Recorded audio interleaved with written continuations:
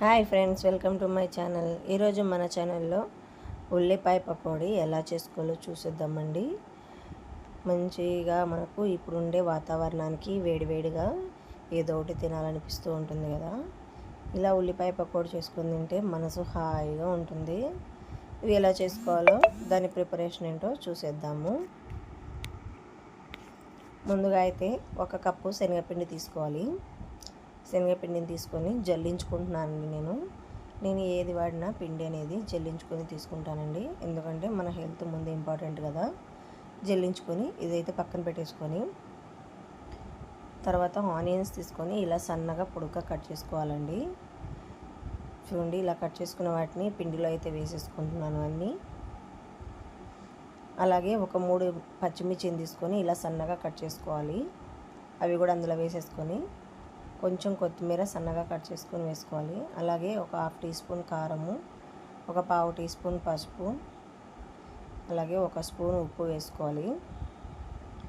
దీంతో పాటుగా కొద్దిగా వాము జీలకర్ర అయితే లైట్గా దంచుకొని తీసుకుంటున్నానండి. మరీ మెత్తగా దంచలేదు. వాము జీలకర్ర వేసుకోవడం వల్ల మనకనేది ఇలా శనగపిండితో తినడం వల్ల కడుపు నొప్పి అలా లేకుండా ఉంటుంది. కాబట్టి అలా వేసుకుంటే మంచిది. ఫ్లేవర్ కూడా చాలా బాగుంటుంది. ఇందులోకి వాటర్ ఏమి వాడుకోకుండా మనము ఈ ఆనియన్స్లో ఉండే వాటర్తోనే మొత్తం అయితే కలిపేస్తున్నాను. చూడండి, ఇలా కొంచెం ప్రెస్ చేస్తూ ఇలా కలుపుకుంటే మొత్తం వాటర్ లేకుండానే సరిపోతుందండి.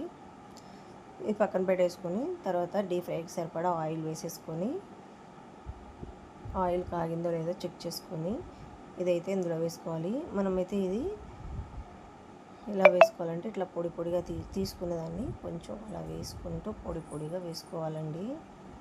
చూస్తున్నారా, ఆయిల్ అయితే కాగిపోయింది.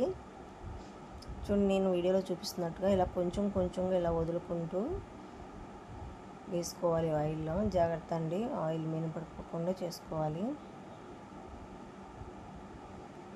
ఇవి బాగా క్రంచీగా బాగా వచ్చేటట్టుగా వేపుకోవాలి.